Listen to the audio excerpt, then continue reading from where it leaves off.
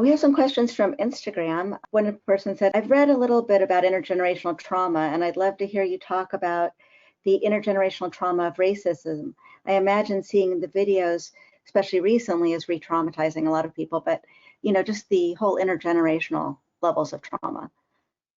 And I feel like Danielle and I, we've been talking about this a lot because situations like this often force you to like think about it in a different way. And it's there, but just to like you're like seeing it happen. And so when we're thinking about intergenerational trauma as it relates to racism, discrimination, police brutality, the killing of Black people by police, and things of that nature, I think it all stems back to the history of Black people in America, right? And so knowing we had history before that, but or I guess even we can think about starting from the capture in different countries in Africa and even that process and coming through the mid-Atlantic and here, right? So all of that entire experience is trauma. You think about being captured in somewhere that you feel safe, being placed on the ship in unlivable conditions, being placed in this foreign land, and then being forced into labor, being forced into a new religion, being forced away from your family. And I say all of this because this is the context and the beginning of a lot of the intergenerational trauma that we see. So we know that these things are passed down, and you're thinking about hundreds of years of this happening.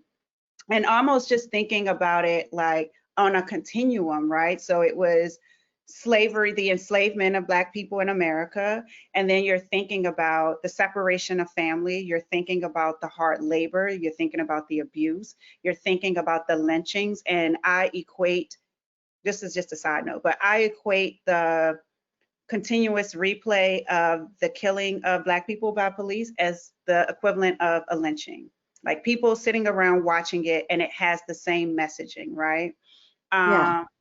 And then you go into these different eras of like fighting for freedom, escaping slavery, fighting to be educated, fighting to learn who you are, dealing with Jim Crow era, dealing with I'm going to build this community and we're going to be safe and we're going to change things, and having people bomb your whole community. And every time you're fighting, someone making it harder, they're changing the standards, they're beating you down, you're fighting just to say I should vote.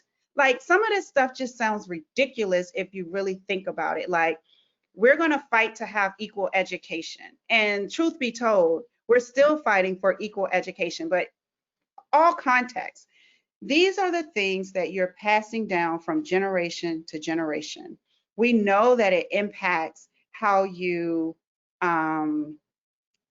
parent, right? So even if let's just, even genetically it's being passed down, but we know that even in the behaviors of how you parent, of how you teach your children to live in the world, how you cope, like it's all being passed down through almost like a trauma lens. So for a lot of people, you're not even living to, and this is something I've been paying a lot of attention to recently, you're not even living to live and to be happy, and to thrive. You're in survival mode all the time. That's not living.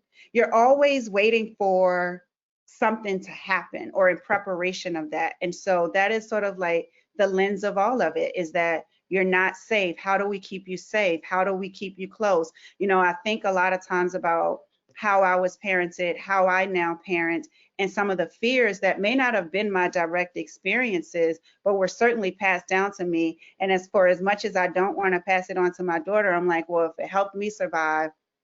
So thinking about how do you feel about your children being away from you? How do you feel about sleepovers? How do you feel about what school they go to or the events they go to? Because all of these things are also under the umbrella of, are they safe? Will someone take them from me? Will they be harmed? Will someone misjudge them because of the color of their skin or something of that nature?